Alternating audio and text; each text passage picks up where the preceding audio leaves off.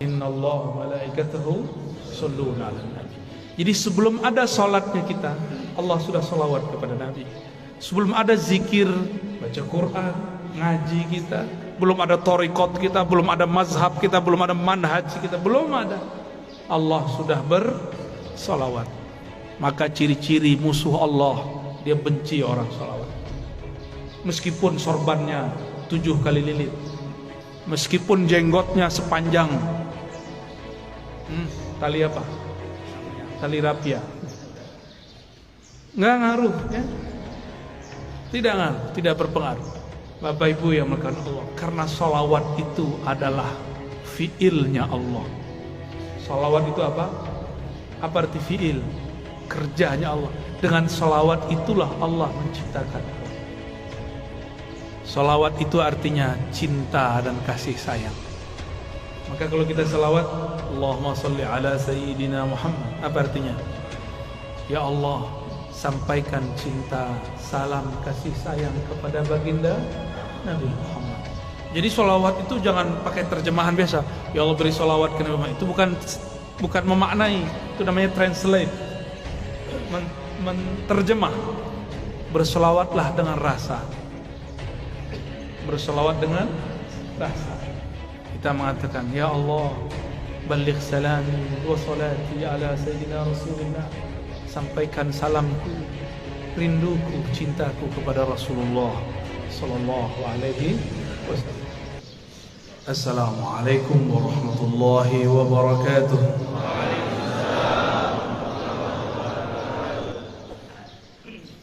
Alhamdulillahilladzi بنعمته تتم الصالحات والحمد لله عدد ما خلق في السماء والحمد لله عدد ما خلق في الأرض والحمد لله عدد ما بين ذلك والحمد لله عدد ما هو خالق. أشهد أن لا إله إلا الله وأشهد أن محمدا عبده ورسوله. اللهم صل وسلم وبارك على سيدنا محمد وعلى آله وأصحابه ولبيته والمهدي خليفته وسلم. Ibu Bupati dan Bapak Wakil yang dimuliakan Allah, betapa senangnya kita umaranya ikut ngaji. Alhamdulillah. Kalau kata pengantar cukup wakil atau sekdanya, tapi kalau ngaji langsung orangnya. Alhamdulillah.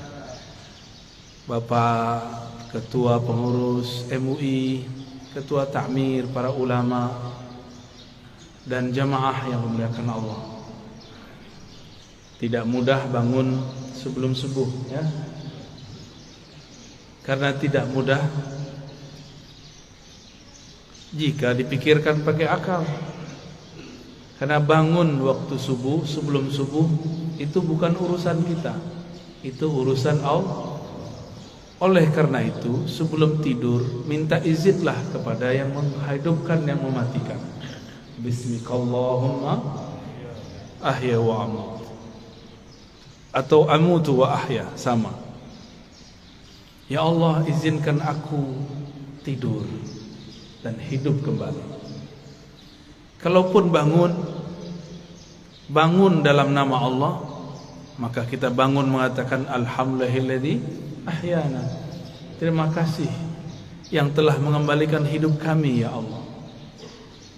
Hidup kalau tidak tambah taat dan ma'rifat, percuma hidup. Lebih baik mati. Tapi jika ada ketaatan, ada kemakrifatan dalam hidup, fal hayatu aula, maka hidup lebih baik. Maka ketika ada seseorang mengeluhkan sakitnya dan dia mengatakan, mati sajalah aku, apa kata Nabi? La tas'alul maut, la tatamannawul mauta. Jangan pernah berangan-angan pengen mati. Sakit badanku, iya sakit, tapi jangan pernah minta mati. Karena jika engkau mati, inqata'al amal, engkau tidak dapat lagi beramal. Ya, engkau tidak dapat lagi beramal. Dan ingat, orang kalau sudah mati, dia harus tetap menyempurnakan ruhaninya. Tapi di alam sana sangat lama dan panjang sekali. Maka mumpung masih di dunia, jauh pun kita kejar, susah pun kita cari. Yang penting mengenal Allah dapat dicapai di bumi, supaya jadi bekal masuk ke alam yang lain. Bapak Ibu yang melekat Allah, kalau pernah keluar negeri atau keluar kota, kalau kita tamu dari yang punya kota, kita disambut. Tidak perlu diperiksa, benar gak? Cukup ditandai, oh si anu orangnya. Tapi kalau kita tidak kenal dengan yang punya kota, maka kita diperiksa. Alam ini dicipta karena Allah cinta kepada baginda Rasul sallallahu alaihi wasallam. Jika seseorang kenal Allah, kenal Rasulullah, maka dia masuk ke alam ini hormat kepadanya. Dia masuk ke alam barzakh, yang jaga alam barzakh pun respect kepadanya. Jika dia masuk padang mahsyar, maka yang di padang mahsyar pun melindunginya. Kita mau datang ke satu tempat, kenal penguasanya, dijaga tidak? Dijaga. Yang jadi raja pemimpin di alam semesta, itulah baginda Rasul sallallahu alaihi wasallam. Beliau bergelar Sayyidul Alamin, penghulu alam semesta. Apabila saya kenal Rasulullah sallallahu alaihi wasallam, maka ketika di alam barzakh Rasulullah lah yang menyambut. Tapi kalau kenalnya baru imam, lumayan. Imam itu nanti yang akan sambut. Kalau kenal Allah, pasti kenal Rasulullah. Tidak ada orang kenal Allah kecuali lewat pintu Rasulullah. Maka ma'rifat mengenal ada dua jalur. Ada ma'rifat Muhammadi, mengenal dengan jalur Nabi Muhammad. Ada ma'rifat Azaziliyah, Iblisiyah. Ada mengenal jalur iblis. Kenal juga, tapi kenal dengan cara yang tidak benar. Allah Subhanahu wa taala mengatakan, "Qul in kuntum tuhibbunallah fattabi'uni." Katakanlah jika engkau betul cinta kepada Allah, maka ikutilah jalanku. Ikutilah aku. Ikuti Rasulullah sallallahu alaihi wasallam. Maka banyaklah kelompok yang mengaku dialah yang paling ikut Rasulullah sallallahu alaihi wasallam. Yang diikut bukan model baju, yang diikut akhlak yang punya baju. Kalau model baju berubah-ubah per zaman. Ini bajunya kurang sunnah nih sebagiannya. Rasulullah itu suka pakai baju impor. Percaya tak? Baca Sahih Bukhari. Rasulullah selalu pakai baju dari luar negeri. Dari Bahrain, beliau tinggal di Madinah. Dari Persia, dari Romawi, dari Yaman, dari Mesir, dari Syam. Selalu memakai pakaian dari luar. Ada yang beliau beli, ada yang dibelikan. Tapi lebih banyak dibelikan orang, ya. Karena setiap kali ada orang datang, kasih beliau sallallahu alaihi wasallam hadiah. Bahkan dalam hadis yang sangat masyhur, ada seseorang memberi hadiah kepada Nabi sallallahu alaihi wasallam. Baru saja dipakai, tiba-tiba ada yang angkat tangan, "Wahai Rasulullah, demi Allah, berilah aku jubah yang engkau pakai."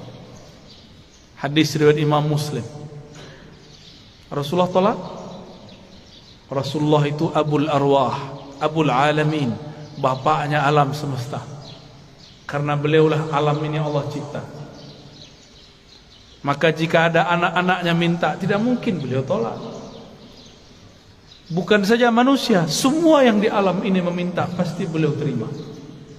Maka beliau mengatakan, baik, diamlah sebentar, biar aku pakai dulu, biar senang dulu yang memberi. Kira-kira begitu kalau dia maknai. Nabi mengatakan, diam sejenak, aku pakai dulu. Dipakai sebentar, berpindahlah keharuman beliau sebagian kepada jubah itu. baru beliau memberikan kepada orang itu. Tapi setelah itu ribut, sahabat-sahabat marah kepada yang meminta. Tapi apa kata yang meminta? Tahukah kalian untuk apa aku meminta ini? Aku meminta jubah Rasulullah untuk menjadi kain kafanku jika aku masuk kubur. Jadi beliau ingin dapat bau Rasulullah sallallahu alaihi wasallam. Keharuman Nabi tercium sampai ke langit. Beliau baru lahir disambut oleh semua malaikat. Beliau lagi main-main diinteli, disorot oleh malaikat-malaikat. Mereka ingin pastikan, inikah orang yang harum itu? Begitulah kata Jabir ibn Samurah, Anas bin Malik dan sahabat-sahabat yang lain. Tidaklah Nabi melewati satu tempat, melainkan tempat itu ada harum Rasulullah di sana. Ketika Nabi pergi, harumnya masih tersisa. Sallallahu alaihi wasallam. Itulah sebabnya Imam Malik, guru dari imam kita Muhammad bin Idris Asy-Syafi'i, jika beliau masuk kota Madinah, beliau langsung melepaskan sendalnya dan berjalan di bawah, tidak menggunakan kendaraan apapun. Lalu orang-orang bertanya, itu raja-raja masih naik kendaraan, kenapa engkau nyeker jalan kaki? Apa jawaban Imam Malik yang wafat 179 Hijriah? Sudah jauh setelah Rasulullah, tidak bertemu fisik Rasulullah sallallahu alaihi wasallam. Apa kata beliau? Aku malu di mana ditaruh wajah Malik. Dia berjalan dengan kakinya yang gagah di atas kendaraannya yang megah, tapi di bawah tanah ada jasad Rasulullah sallallahu alaihi wasallam. Oleh karena itu Allah muliakan Imam Malik bin Anas dengan memandang Rasulullah setiap kali dia tidur. Ma bittu lailan illa wa ra'aitu an-nabiyya sallallahu alaihi wasallam. Tidaklah aku tidur melainkan aku bermimpi memandang Rasul sallallahu alaihi wasallam. Berdasarkan hadis ini, riwayat-riwayat ini dan kisah Imam Malik, orang-orang semuanya beradab kepada Rasulullah. Satu kali Rasulullah sallallahu alaihi wasallam berganti mimbar. Tadinya bersandar di pohon pelepah atau belahan-belahan pohon kurma. Tiba-tiba ada orang Rum, orang Syam. Mereka baru datang ke Madinah, tapi langsung masuk Islam. Ahli mebel, tahu mebel ya? Dia bisa buat mimbar Rasulullah. Ini termasuk mimbar, ini mimbar namanya. Ini bukan panggung, tapi mimbar cuma kegedean. Ya. Lalu Nabi naiklah ke atas mimbar. Ketika Nabi memulai mau mengajar di atas mimbar, tiba-tiba beliau dan para sahabat mendengarkan suara seperti orang merindu, seperti pengantar dari pembawa acara kita yang sangat merindukan Rasul sallallahu alaihi wasallam.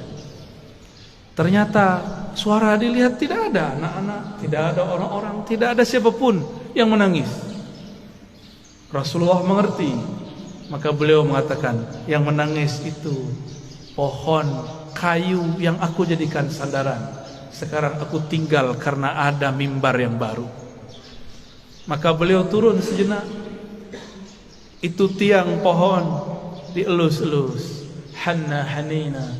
Dia sedang merindu kepada Rasulullah, ditinggal oleh Rasulullah. Maka Nabi ajak dia ngobrol. Kamu pilih bersamaku atau masuk surga?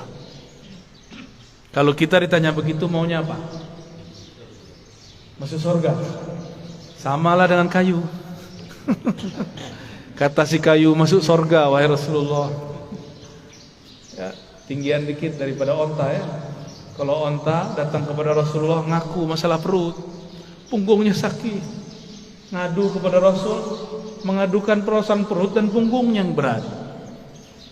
Lain dengan si pohon, dia mengadukan masalah, ingin selalu jadi sandaran Rasul. Nabi kasih kesempatan, bersamaku atau surga? Jawabannya apa? Ya, kalau si pohon jawabnya apa? Kayu bilangnya apa? surga, karena kayu tidak punya akal. Kalau kayu punya akal, dia akan jawab, bersama engkau wahai Rasulullah. Ya, jadi yang berhati kayu minta surga dia, ya. Berarti di dalam kayu ada ruh yang merindu. Tidak mungkin kayu bisa nangis jika tidak ada ruh di dalamnya. Maka di sini ada ruh. Ada ruh. Di alam semesta ada ruh. Kalau bahasa kawan-kawan ilmu pengetahuan, ada energi. Di alam semesta ini bertebaran energi-energi yang aktif. Elektromagnetik kata orang, dan itu tarik menarik. Apa yang membuat dia paling tertarik? Yaitu sosok baginda Rasul sallallahu alaihi wasallam, atau siapapun yang terhubung kepada Rasulullah sallallahu alaihi wasallam. Maka datanglah seseorang kepada baginda Rasul sallallahu alaihi wasallam, minta izin untuk cium tangan dan kakinya. Ada lagi orang datang karena tidak ada Rasulullah sudah dikubur. Maka datanglah kepada khadam Rasulullah, pelayan Rasulullah, Sayyidina Anas. Orang ini mengatakan, ya Anas, manakah mata yang dulu mata itu memandang Rasulullah? Izinkan aku mengecup matamu. Ada lagi yang datang kepada Jabir, datang kepada sahabat-sahabat lain, mengatakan, manakah tangan yang dulu tangan engkau pernah bersentuhan dengan tangan Rasulullah sallallahu alaihi wasallam? Izinkan aku mengecupnya, memegangnya. Begitu dulu mereka merindukan Rasulullah sallallahu alaihi wasallam, yang tidak dapat memandang, memegangnya. Maka pandanglah siapa yang pernah memandangnya, sallallahu alaihi wasallam. Tiadalah mukmin memandang Rasul sallallahu alaihi wasallam kecuali bertambah cintanya. Tiadalah kafir memandang Nabi kecuali bertambah kufurnya. Tiadalah munafik memandang Nabi sallallahu alaihi wasallam kecuali bertambah kemunafikannya. Maka memandang Nabi pun bukan tanda orang itu selamat. Dengan apa dia memandang? Abu Jahal pandang Muhammad bin Abdullah atau Muhammad Rasulullah. Siapa yang dipandang oleh Abu Jahal, Abu Lahab? Muhammad bin Muhammad, anak saudaraku. Dia tidak pandang Muhammad Rasulullah sallallahu alaihi wasallam. Satu kali Jabir ibn Samurah diajak jalan-jalan oleh Rasulullah sallallahu alaihi wasallam. Sampailah di satu tempat. Tiba-tiba ada seorang ibu-ibu membawakan anak kecil, mengatakan, wahai Rasulullah, anakku diganggu jin setiap hari. Lalu Nabi cukup pegang dada itu si anak, ditepuk-tepuk. Wahai musuh Allah, keluarlah. Ya aduwallah ukhruj. Cuma begitu beliau meruqyah, keluar itu setan. Kalau kita sudah baca Al-Baqarah, sudah khatam, enggak keluar-keluar jinnya. Ya, sahih. Belum baca ayat kursi. Apa yang salah? Bukan ayat kursinya kurang sakti, kau kurang yakin. Ya. Itu masalahnya.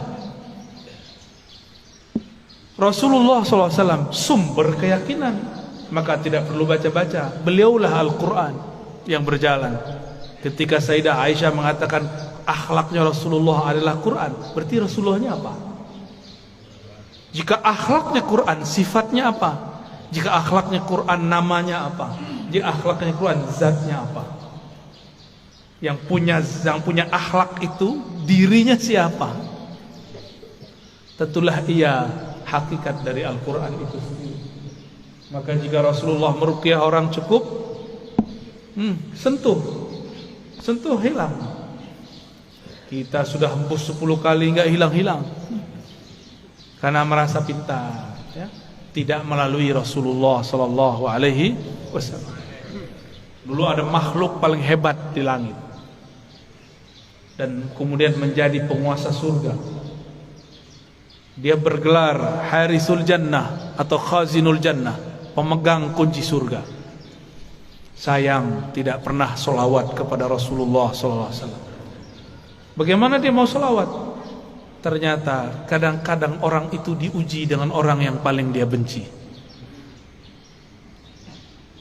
Iblis diuji untuk sholawat kepada makhluk keturunan dari orang yang dia paling benci. Siapa yang paling dia benci? Nabi Adam. Nabi Adam punya keturunan namanya Muhammad bin Adam. Masih ingat kisah Nabi Musa didatangin iblis? Ya. Apa kata si iblis? Musa, aku mau tobat nih. Jadi iblis pernah sadar sebentar ya. Itu sadarnya iblis pertama kali. Mus, mau tobat nih gimana nih? Apa kata Nabi Musa? Oh gampang. Nih saya tunjukin jalannya. Dulu perintah yang disuruh kepada engkau masih berlaku. Apa itu? Sujudlah kepada Adam. Tuh, saya tunjukkan itu kuburnya. Sujudlah kepadanya. Iblis matanya langsung nyala. Dia bentak Nabi Musa. Musa, engkau main-main. Dia hidup pun aku tidak sujud, apalagi sudah bau tanah. Tambah sombongnya. Maka tidaklah setiap hari memandang iblis kepada kekasih Allah, kecuali bertambah kekufurannya. Aba wastakbara wa kana minal kafirin. Enggan, sombong, dan dia selalu kafir. Maka kana di situ bahasa Arab yadullu ala tsubut wal dawam, menunjukkan itu tetap dan selalu begitu.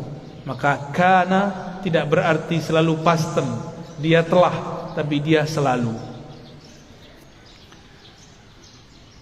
Maka jika ada orang yang cuma mengajarkan zikir, hati-hati, pasti sesat. Pasti sesat. Zikir itu panas. Dalam zikir itu ada energi ilahiyah. Ada nur tapi hard. Itulah sebabnya zikir itu bisa menetralkan banyak hal. Bismillahilladzi la yadurru ma'asmihi syai'un fil ardi wala fis sama'i was-sami'ul 'alim. Dengan nama Allah. Ini enggak usah datang ke dukun ya, amalkan ini. Mau diserang-serang dalam politik ya. Kali Bu Bupati, Pak Wakil diserang orang, amalkan ini pagi sore, satu napas. Bismillahilladzi la yadurru ma'asmihi syai'un fil ardi wala fis sama' wa huwas sami'ul 'alim. Ini langsung turun dari langit. Ini lafaz ini langsung turun dari langit. Diajarkan Rasulullah SAW kepada sahabat. Diriwayatkan oleh Imam Abu Dawud dengan nama Allah. Bismillah. Allazi, yang mana la yadurru ma'asmihi, tidak ada yang akan merusak, mengganggu siapa yang bersama namanya. Ini maksudnya apa? Gak ada yang ganggu, baik dari langit ataupun dari bumi.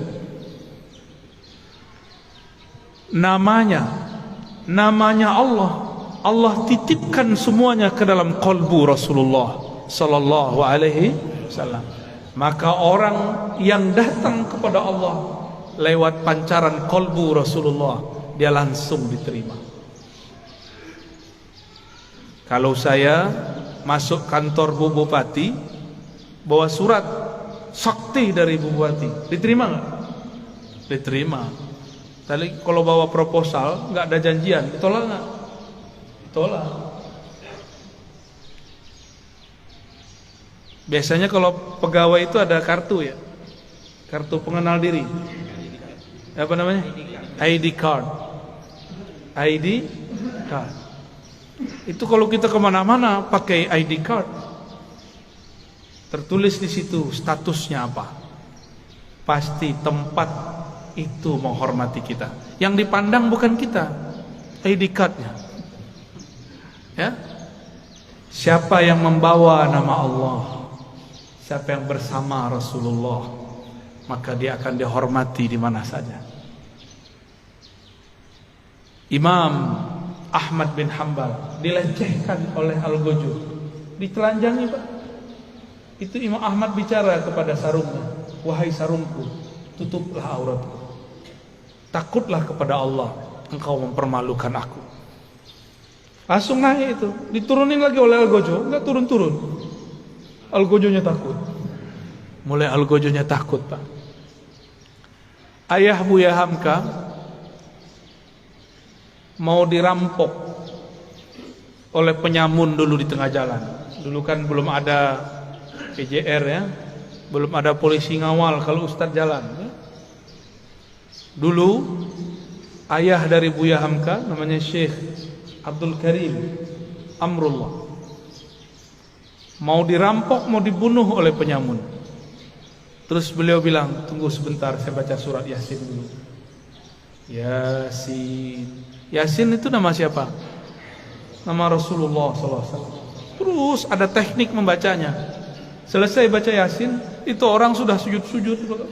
Maafkan saya lah, bingung beliau. Ternyata ini orang melihat sesuatu ketika Syekh Abdul Karim membaca surat Yasin. Bisa begitu Pak, tapi kalau Bapak yang baca nggak ada yang aneh. Baik. Rasulullah Sallallahu Alaihi Wasallam dielu-elukan namanya baik di langit ataupun di bumi. Coba lihat, Sayyidina Jibril bolak-balik naik langit, tapi setiap kali sampai di langit pertama selalu ditanya, "Man anta?" Ente siapa? Itu Jibril. Jibril langsung bilang, "Saya orang yang bawa risalah Nabi Muhammad." Dibuka langsung. Sebut nama Nabi, buka langsung. Jadi pembuka pintu langit nama Nabi Muhammad sallallahu alaihi wasallam. Maka orang-orang yang hidupnya bermasalah, cobalah mulailah salawat pagi 100, sore 100, malam 100. Di senggang, lagi di motor, lagi di mobil, selawat 100 kali. Jangan kurang selawat setiap hari daripada 500 kali lah. Sembari bekerja, sembari bergerak. Apa susahnya? Kenapa bersosial media tidak susah? Tapi bersosial media dengan Rasulullah susah. Kenapa kita mau jemput rezeki? Pada rezeki itu ada berkah Nabi Sallallahu Alaihi Wasallam. Rezeki terbesar umat adalah lahirnya Rasulullah Sallallahu Alaihi Wasallam. Suatu kali Uwais Al-Qarni hendak pergi haji. Tiba-tiba ibunya mengatakan, "Wahai Uwais, jika engkau pergi, dengan siapa ibumu?"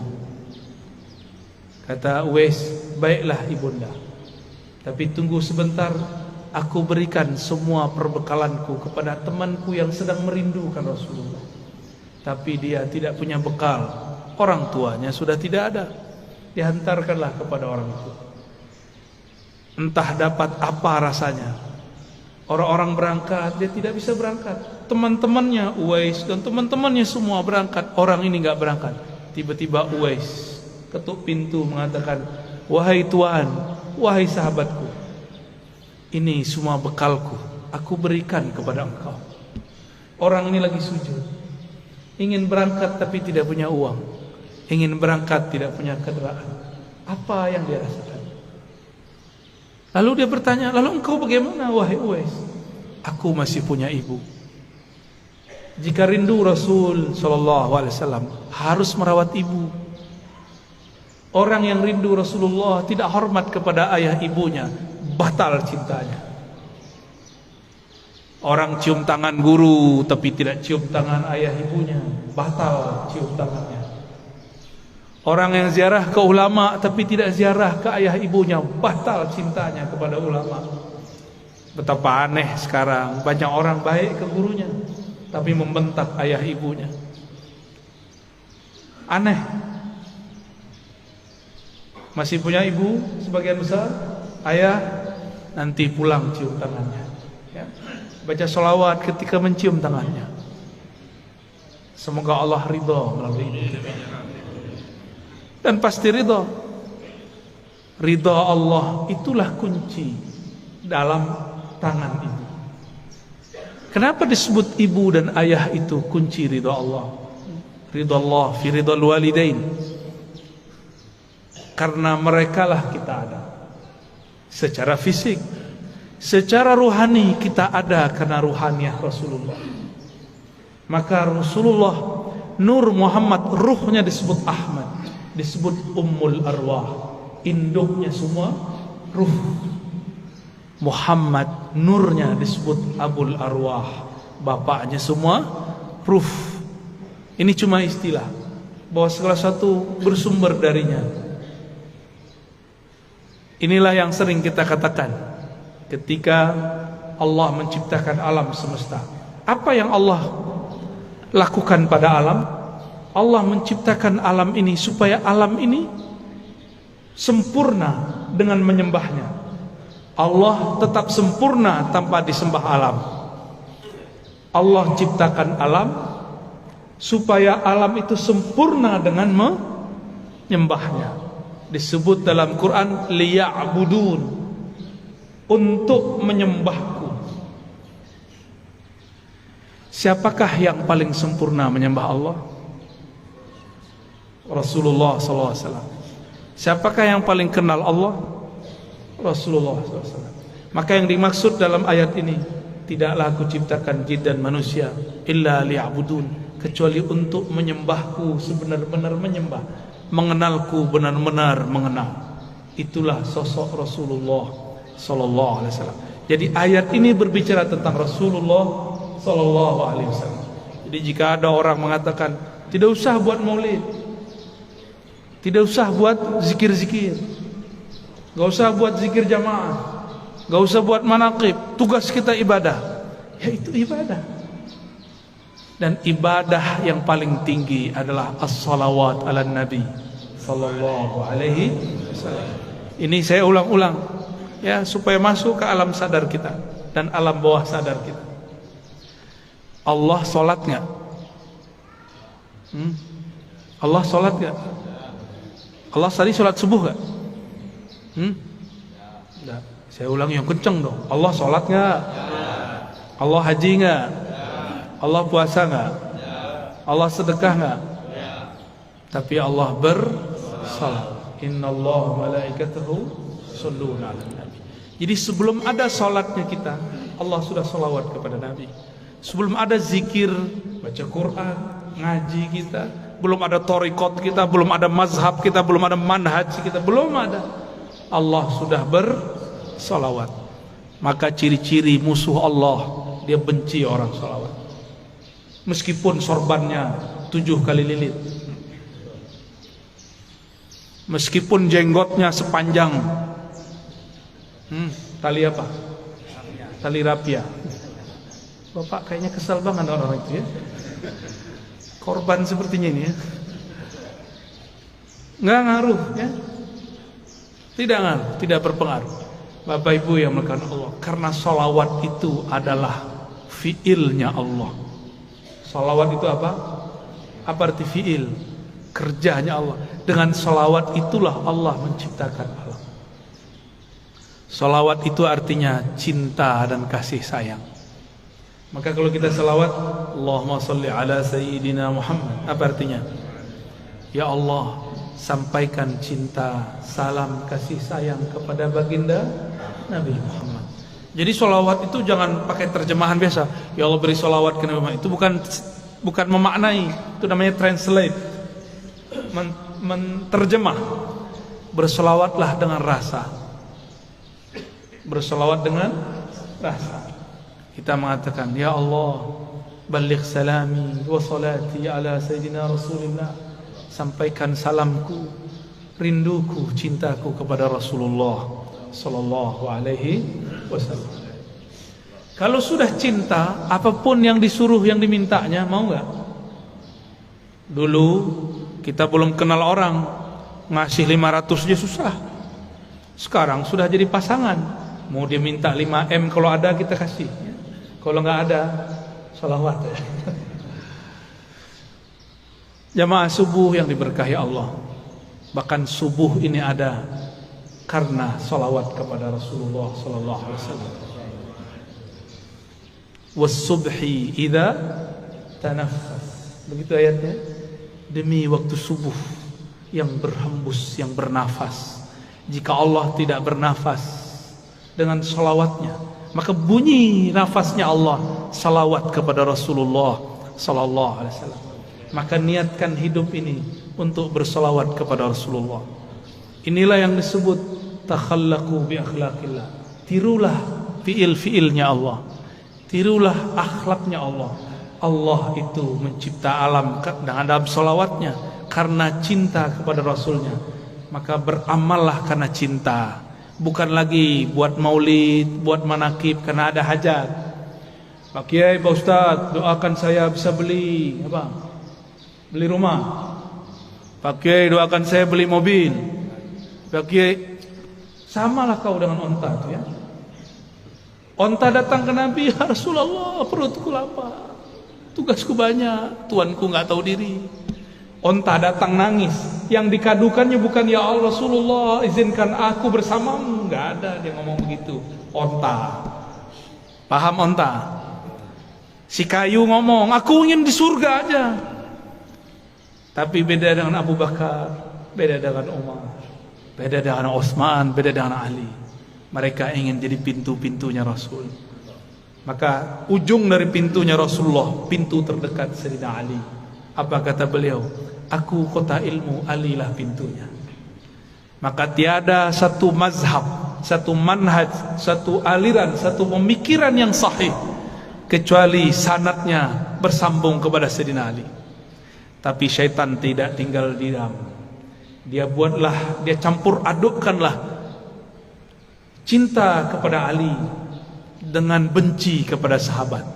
Namanya kelompok Rafidah, kelompok yang membenci sahabat Rasul sallallahu alaihi wasallam.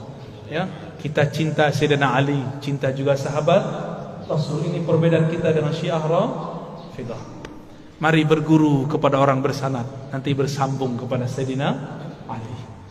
Lebih kurang itu pengantar rindu yang dapat saya sampaikan. Ya, di sela-sela rihlah. Rihlah artinya perjalanan. Dulu Rasulullah buat rihlah. Insyaallah kalau lain kesempatan kita teruskan. Ada tanya jawab?